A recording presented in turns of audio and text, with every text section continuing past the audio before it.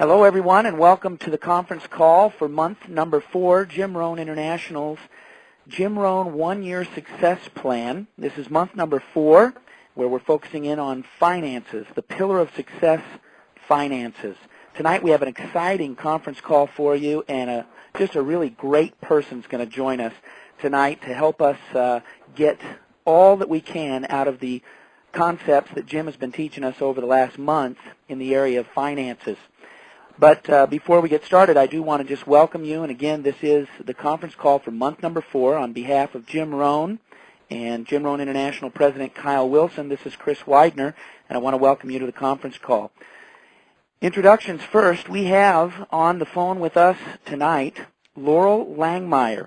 She is the president of liveoutloud.com, and I know Laurel, and you may have even heard of her over the internet or through some of her conferences or her materials. She is really just a fantastic expert in the area of finances, and we are really privileged to have her on our conference call tonight with us. She is an expert in the area of finances, specifically in the area of investing in real estate, but she has just tons of information for us as we get going and cover the 4 areas that Jim has been teaching us over the last month in the area of finances and that pillar of success. So, welcome, Laurel. Thank you. I appreciate being on the call tonight, Chris. Hey, it's great to have you. Laurel, I've known her for some time now, and she is not only very smart, but she's got tons of energy and a lot of great information for us here as we spend the next 35 or 40 minutes talking about finances. She's got a lot of resources for us and a lot of wisdom, and she has done it. That's the thing that I really like most about Laurel, is that there's a lot of people out there who will talk about finances, but when you can really attach yourself to somebody who has really done their own finances well, and they're not just talking about it. Laurel is a self-made millionaire. She's in her mid-30s, I think, and she's been a millionaire for quite some time, and so that's exciting to have somebody who not only can talk, but also walks the talk. And so as she teaches us today, she's going to be giving us stuff straight from her own experience that has worked, and that's very, very good for us. So, Laurel, tonight we're going to talk a little bit about getting out of debt. We're going to be talking about saving. We're going to be talking about investing, and we're going to be talking about giving, and in that order. So, first of all, let's just talk a little bit about getting out of debt. Jim, in his weekly emails, says, that's really the place that you need to start, is to get out of debt before you start trying to save and that kind of thing, because it works against you. So could you just give us your thoughts on getting out of debt, why it's so important, and maybe some strategic keys for getting out of debt? Absolutely, Chris. And so what we know about debt is it's the number one largest problem for Americans. In fact, most Americans carry forward over $8,000 of consumer debt per month. Now, when you say consumer debt, you mean credit cards, things like that? Correct. And so what I wanted to do before we get into debt elimination is talk about the difference between good debt and bad debt. Yeah, that's great. So good debt is debt that what I would call is attached to an asset. So, for example, if you own a piece of property, the good debt would be having, say, a $100,000 3-bedroom, 2-bathroom house where $90,000 is being carried on the liability column, and $10,000 is what you put down for the property. So when you can have an asset that's cash producing, we would consider it good debt. Right? Now, would you consider a home? Would you consider like your main residence? Because a lot of people, I personally don't even consider that a debt. I consider it an investment, and there might be some argument about that. But I think there is some argument, Chris, and I would consider it an asset as well. I think for a lot of people, we've been coaching thousands and thousands of people, very tactical strategies, and what we find is that using, whether it's equity in their home, and I'm going to give a lot of different tips tonight, and none of it is like a magic pill for one person, because, their individual plan and their individual life strategy will, depend on how they should really do their debt elimination. And specific to their house, a lot of people also would say, should I have my house paid off in full? I would agree with you. I think that it's an asset. I think that there's ways you can use it to leverage it to actually build other assets. Right. So when I'm really working with people on a profit and loss statement or a balance sheet, I encourage people to tell the truth. You know, what part of it's the asset, what part of it goes into the asset column, and what part of their house goes into the liability column. Sure. Okay, and so to have that be really clean. And so the first thing is that we don't want people to get out of all debt, meaning your good debt is okay to carry. Right. Things that are asset and cash producing and that kind of thing. Correct. So what's bad debt? So what bad debt is, it's the consumer debt. It's what I'd call the lifestyle debt. You know, we have a big saying in our company. We always say, you know, build your assets, then your lifestyle. And what we see and why debt is such a consuming, all-encompassing thing for most Americans is they've actually built an enormous lifestyle, you know, keeping up with the Joneses, looking good, needing to be right, you know, whatever has drove that they have a huge lifestyle issue and can't get any assets, which is what we would consider wealth building. You know, I learned an important lesson on that with my brother. He owns a couple of rental homes, and we walked in one day and we were checking on something, I can't remember, and we walked in and there was a huge big screen TV in this rental home. Now he lives in a small town where homes are maybe $100,000, and he kind of chuckled and he said, you know, if they would have skipped buying that television and used it as a down payment, they would own this house rather than paying me for it. You're correct. And I just thought, wow, that's a great example of how they took on bad debt rather than good debt, and they could have done either. Correct. You know, it's funny. I always say when one of the exercises I give people around debt is if you've never filled out what's called the 1003 form, which you could walk into any bank or any lending institution and complete a 1003 form. And so what that does is it has you, for the first time, and really this is the first step about getting out of debt, is to fill out for the first time an income statement, which is also known as a profit and loss. So what we want to see is all of your income and all of your expenses, and it also has you fill out all of your assets and all your liabilities, which is called the balance sheet. So for the first time, one of the first steps in all of these areas that we're going to be covering tonight, whether it's debt, savings, investing, and gifting, if you know where you are now, you have to start at that place.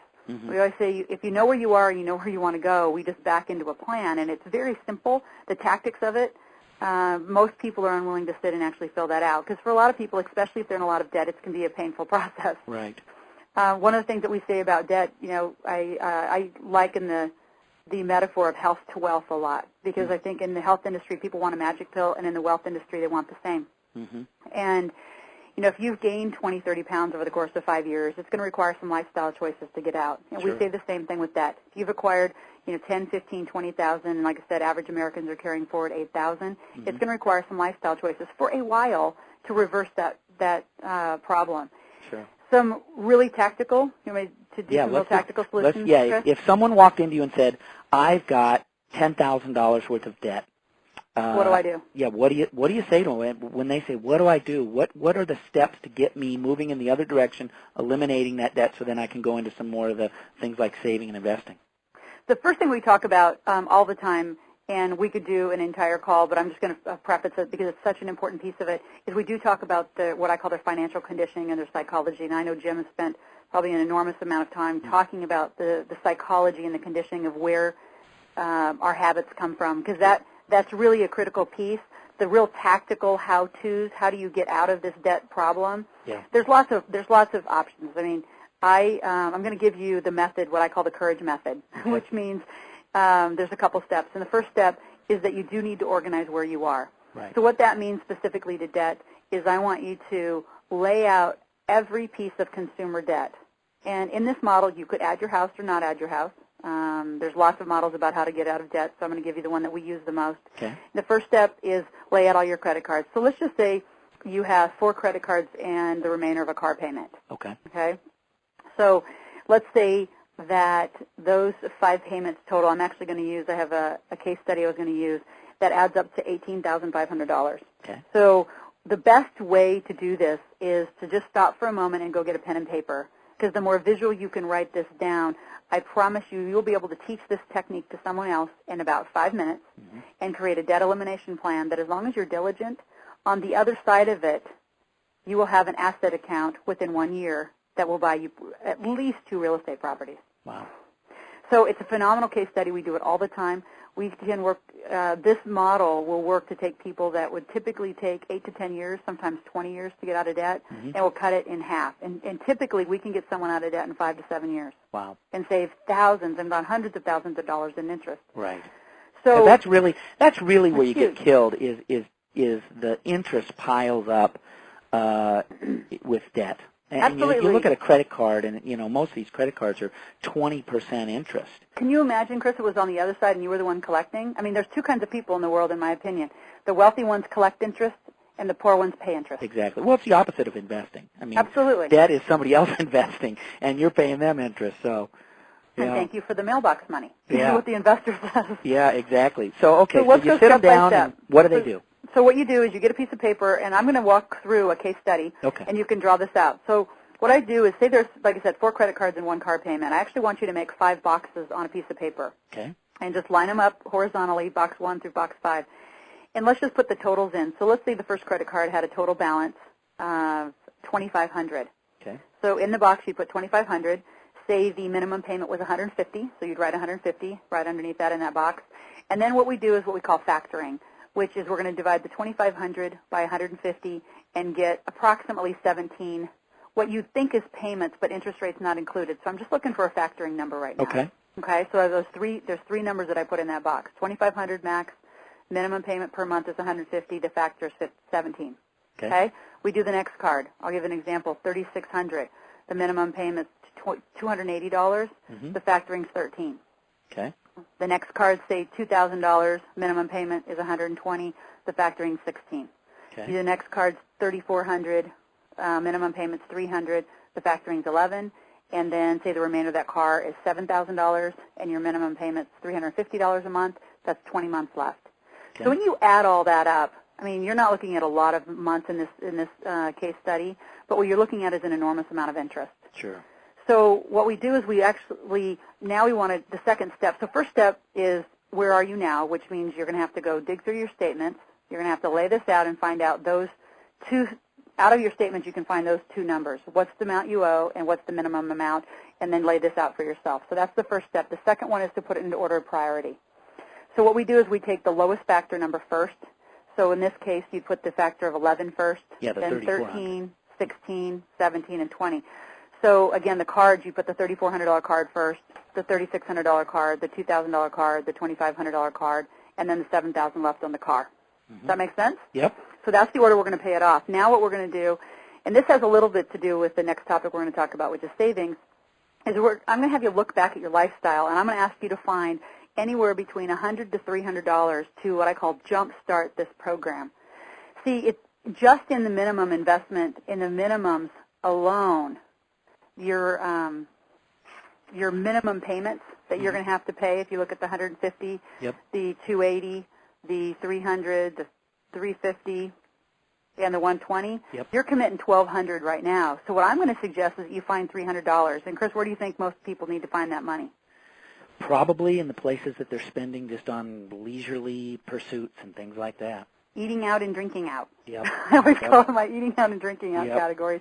Miscellaneous things, little shopping sprees when they're walking by. Yep. Starbucks bills, things Absolutely. like that. Yeah. I mean, if you figure out Starbucks bills alone, I mean, $2.25 times 5, that's 11, say Yep. times, Pretty that's soon you're 45, into real that's money. $50. That's $50 a month right there just if you eliminate a Starbucks. Exactly. Not forever, Yeah, exactly. just for a while. Yeah. Because it took a while to get into the mess. It might take a little while to get out of the mess. Yep. So what we do is after we line up the order of priority, you're going to take that, say we found $300. Okay. So the first reality, which is somewhat startling for a lot of our clients to realize, is that you're going to commit $1,500 a month to this courageous debt plan. But what I really want people to know is that once you get the $1,500 done, then what we want is you to take that and then start putting that straight into pay yourself first in your asset column with that additional money, because you've already got the habit of putting it away somewhere. Right. You're going to put away towards debt, and in this model, we're going to take someone from over 20 months of paying down debt to making it happen in just over a year. And out now, of would that, you ever encourage them to roll that all into one, one sort of loan at a lower interest rate? Do you encourage them to work on that, or do you just say start where you're at and just start pounding away at it? This is where my it depends answer Okay. it comes in, That's and it really individual. it depends on what the rest of their lifestyle. Like when we work with a lot of people who have variable income and they know they can come into some larger chunks of money, sometimes this is better because then they can just power it down and just accelerate the debt down and just pay off, say, one whole card. Right. They might get $3,600 on a bonus and just pay off that whole card. Correct. Right. And then what they also have to really watch, and don't be,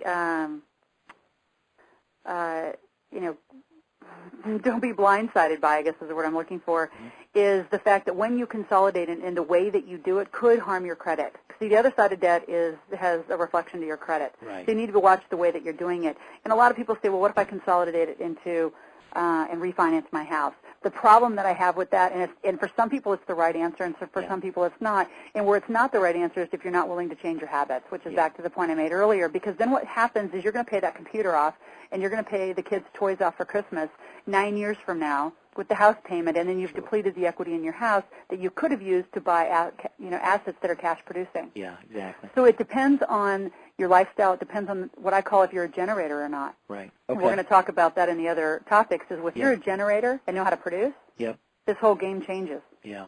So what we want you to do is, in order of priority, and let me just give the final process for the debt, is that you're going to take that minimum payment of that first card, which is $300, and you're going to add $300 to it.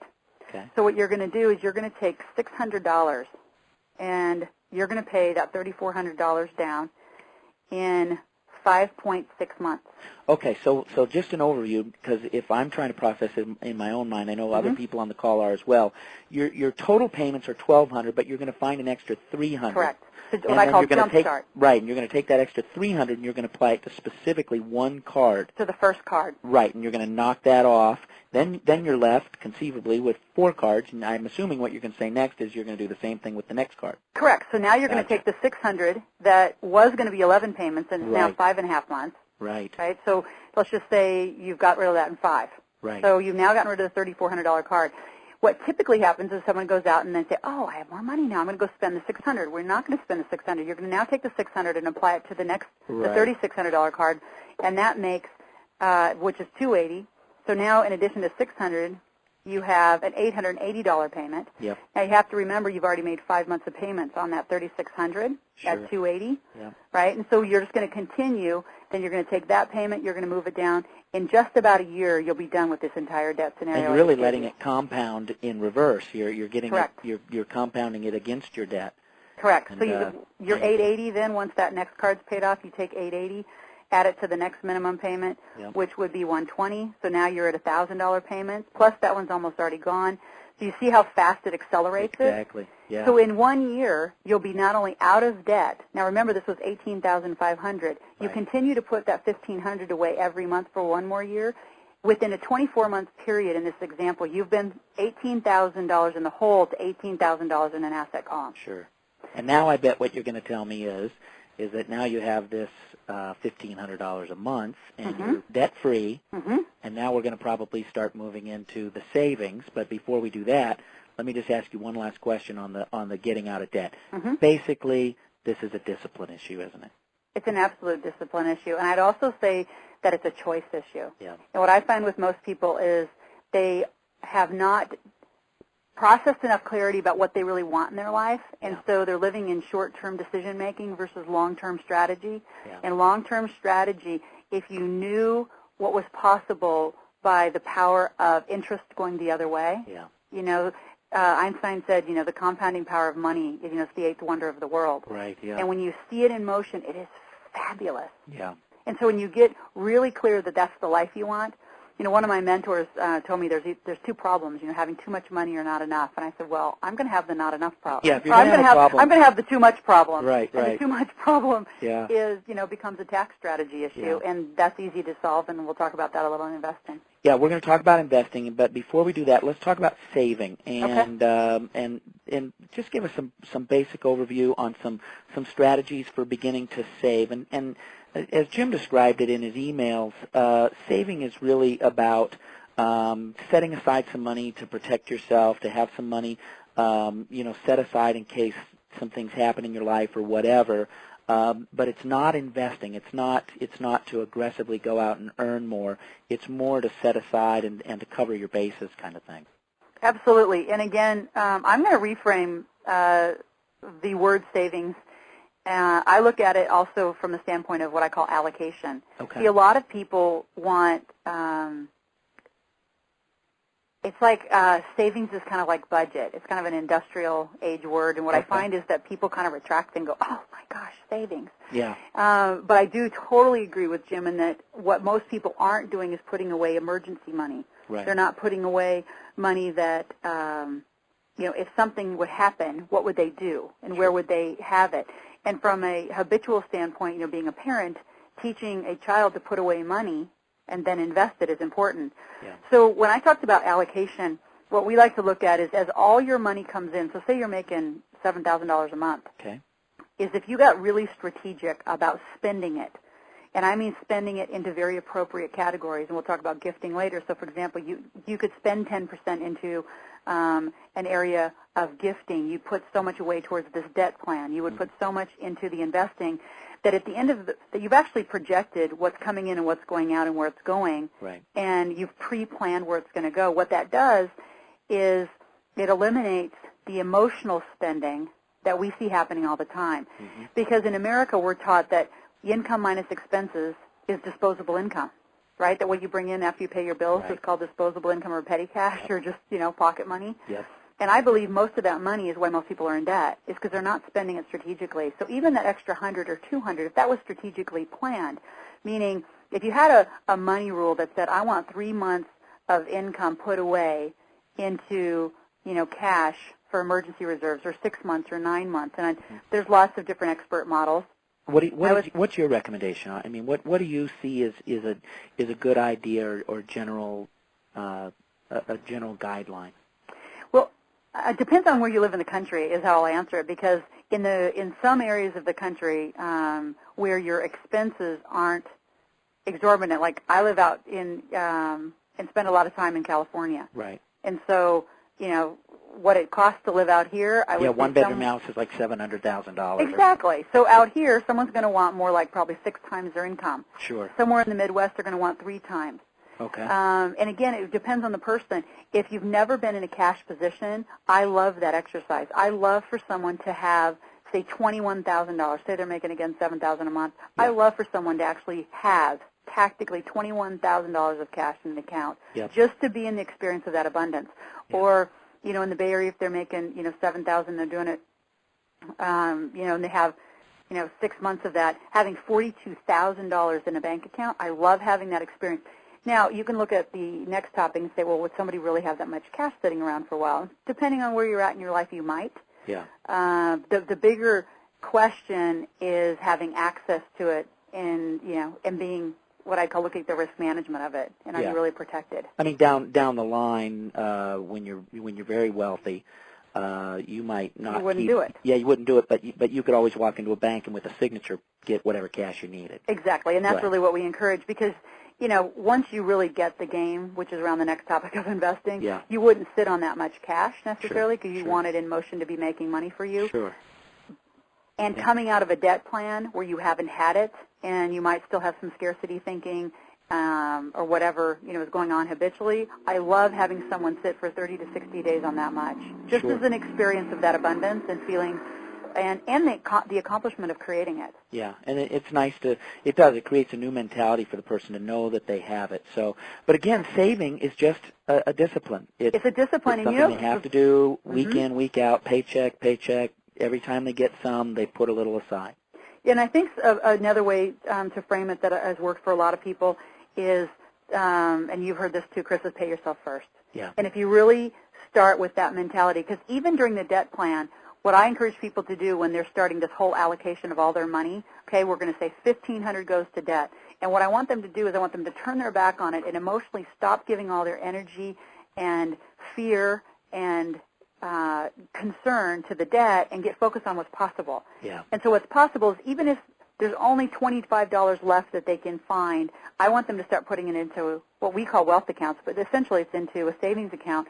So habitually they're starting to build a habit of paying themselves first. Now, 25 isn't enough, and so maybe, that will grow over time. But as soon as that $1,500 is freed up from debt, I want the habit already started, Yeah. that they're going to start putting money back into an asset column and paying themselves first. Well, and the fact is $25 put into a savings account is a lot better than $25 going toward more debt. Oh, I mean, absolutely. It's a $50 difference. So even if a person can only start with $25, Pay they yourself are first. literally moving in the right direction. And confidence-wise, because what we also find, and you've seen this a lot too, Chris, is knowledge and confidence, I think, are two of the biggest barriers for people not getting what they want in the area of wealth building. Yeah. And the confidence that comes with the fact that I can actually start seeing physically that I'm building a savings account, at minimum, if not, open a brokerage account or a money market account and start an investing account, Right. where you're actually starting to put the money away. When the debt's gone, that compounds within 1 year to $18,000. Mm. It's startling for someone who's never created that, especially in their 40s, 50s, 60-year-olds. Yeah. And it's very possible. Yeah. It's very possible to do it. So disciplining, setting aside the money, getting, depending upon where you live, 3, 6, 9 months, setting aside the money, create some safety net for you, but it also begins to develop the confidence that you're saying we need to increase our wealth as we move through life, which takes us to the next step. A person has, their money set aside, and now they say, okay, now I really want to begin to invest and really harness the power of making my money work for me rather than me just working for money. And Jim has talked a lot about this month about the rule of 72, the compound interest. Before we get started in this area, or as we get started, you and I talked a little bit on the phone as we prepared for the conference call about a couple of different kinds of investing. You have money investing, where you might invest in currencies or money markets or that kind of thing. Then you have hard assets, which would be obviously real estate would be one, or maybe collectibles like coins or something like that. But then you also have investing in a business, whether it's your own business or it's the stock market, and you're investing really in the business of someone else. Why don't you talk to us a little bit about that compound interest, the rule of 72? Jim has explained it a couple times, but you could explain it to us again. And then a little bit about the different kinds of investing and the importance of investing and really the power of what takes place when you begin to have your money start working for you. Absolutely, and I'm going to go back to knowledge and confidence and really building those habits, because what we find is that the biggest lie around investing is I'll start investing when I have money. And what we find is because of the first two, and that the debt isn't down, and the debt keeps cycling over and over and over, and that the money's never put aside, or there's no automatic process for it, people don't start investing. And so we work with people on goal setting and focusing on building an investment plan.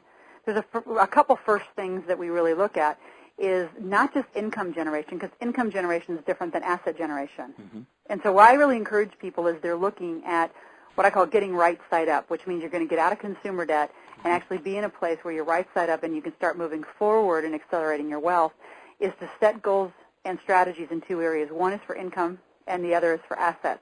Now, ideally, you'd want your assets to be producing income. Now, when you say income, do you mean investment income? Income in a lot, investment income was ideal. And there's really what I call three, ways to make income. You can earn income. So for some people that are beginning, they still could be in the earning income process. So as money comes in, when they're paying themselves first, it does go right to the asset column. Then they've got to learn how to get assets to then create passive income back into their income column. So we call that a wealth cycle, because what we want is income and assets to continue cycling with each other. Right, okay. We don't want income to be cycling with expenses and liabilities. Right. But that's typically the model that we see in most people's financial statements. So we want income to be generating an asset. So what we find is there's a question that people need to ask and really get clear about, which is, are they going to be passive or are they going to be active? Okay. In their investing game. And what we find is that a lot of people really want to be passive, but they don't know where to go. Find the resources. They don't know. They don't know how to do real estate, for example. Again, I'm going to go back to knowledge and confidence with investing. Is a lot of people don't know how to trade. So the three areas that you talked about in wealth building and in investing are trading, real estate, hard assets, or running a business. And I think as someone is thinking about whether I'm going to be active or passive, a lot of people's first response is, well, I want to do all of them. And we would say no. Right. Focus in on one and master it first. Right. So choose one that you want to be active in. Like personally, I love building a business. Yeah. I love the business development. I love the essence of it. I love the intuitive, place with it. I love to build a business. And then use your business to then use that to spin off more money to do real estate or to have a trading account. Great. Some people I know that want to quit their job. A great avenue is, learn trading. Yeah. That's a very, different strategy. And for some people, they want to jump in the real estate game. I mean, given where the market is and we're in the highest foreclosure, we have the highest foreclosure rate in the country than we've ever had. Right. Real estate's a great place to get involved. Yeah. All of them have knowledge, learning, mentoring, coaching. I would always require to go with them because investing's a process, and I think too many people think investing's a one-time transaction. Yeah. And so having an investment strategy, in my mind, starts with, are you going to be active or passive? And as you make that decision about trading, it then informs... So active, let me just clarify. Active would be going and buying a house, managing the house, rental house, that kind of thing. Passive would be sticking it into a mutual fund and letting the mutual fund company manage it for you. So that's a great example. Another example would be if you wanted to be, let's just take each of these and go through them. So let's just say in trading, I wanted to be active in trading. I would be actually sitting at my computer doing my trades in the morning or the evening. I would be doing my trades personally. Okay. Passive would be, I'm sticking in a mutual fund. I'm sticking it in with, someone else to manage it. I'm giving it to a broker. Even when you're passive, and I can't encourage people to do this enough, as we say, lead your wealth team. It's kind of a concept that we would talk a lot about, is even if it's passive, I want you to be on the phone and in a conversation and in a relationship with the people who are investing your money. So if you're choosing not to do the day trades, or you're not going to be really on the market floor, what I call doing that level of investing, which is fine. A lot of people don't do that. But what I also see is that people aren't involved in even talking to their broker. They put their money with somebody's friend's uncle. Right. And, they don't even, the statements are living in a box. Right. They don't even know what it's producing. Yeah, and they're really, that's hoping. That's just hoping that at the end of your life you're going to have the money. Absolutely. A person who's not hoping is a person who's involved. They're active. They're guiding it. They might be asking questions and letting the other person lead, but at least they're aware of it and they're giving their input. Correct. Okay, good. Okay, so that's kind of active and passive in those. If you look at active or passive in real estate, a lot of people will say, well, you can't be passive in real estate. Yeah. We have a lot of people that are passive in real estate. In fact, they're using their money because I would say, there's a lot of, let's say I'll just use doctors, dentists, and attorneys. They're in full-time,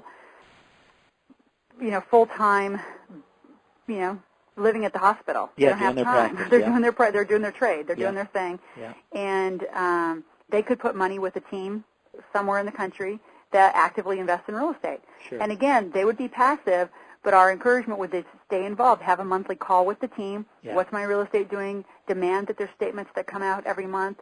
If your cash flow checks aren't coming, don't wait 3 months to wonder where your cash is.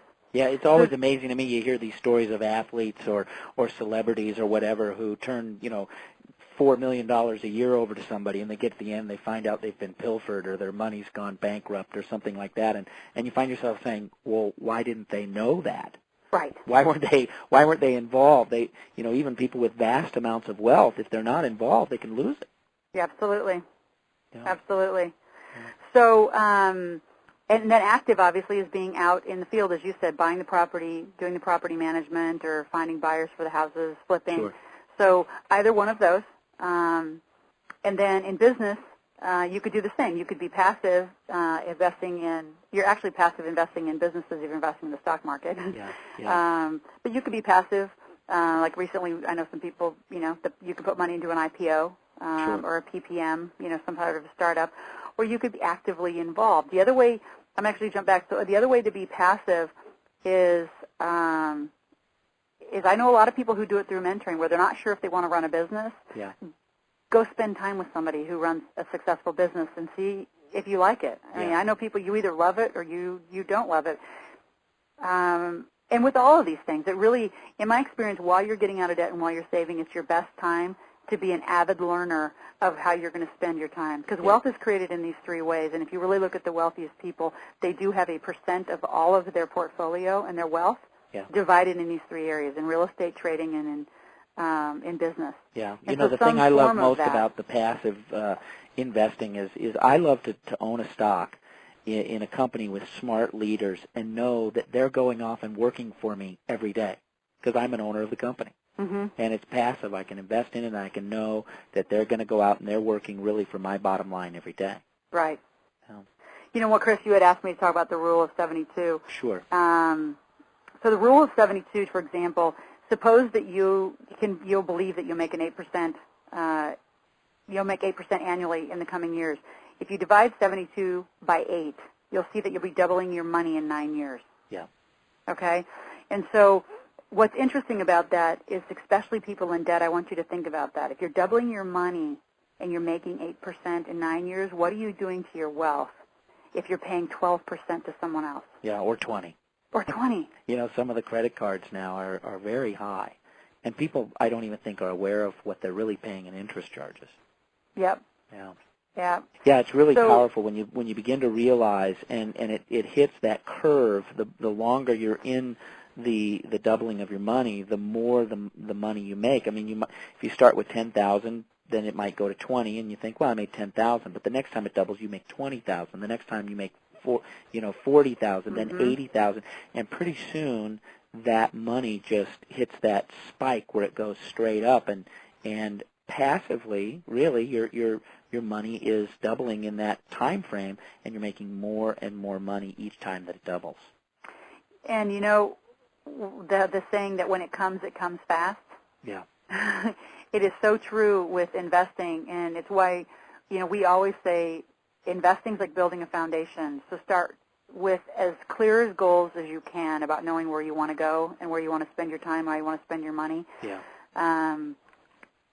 Really set some distinctive goals around what we, again, I'm going to go back to asset generation. Like I have clients who are allocating, an extra $1,000 a month to new asset development, especially if they're young and they're 20, 30, even 40s. I mean, what money is going to add to new assets, not just the assets that are already in process and already making you money. Right. The rule of 72, the doubling just accelerates when you're adding to it on an annual basis. And so looking at what you can do to do that, and really use the banking system, the way the banking system's designed. Yeah, Jim talked a couple times. He used the term this month, harnessing the power. And every time every time I read that, I thought, that's really what it's like. Is you're putting a harness around and it's taking you for a ride. It's like climbing on the back of a stallion that's just charging away and going to take you someplace. And that's really what it is. And the power of it is it's like, investing and getting that money working for you and harnessing that power. It's like climbing into the saddle of a great stallion that's going to take you to all those great places. So, well, that's good. We touched a little bit on investing, and now we want to talk a little bit about giving.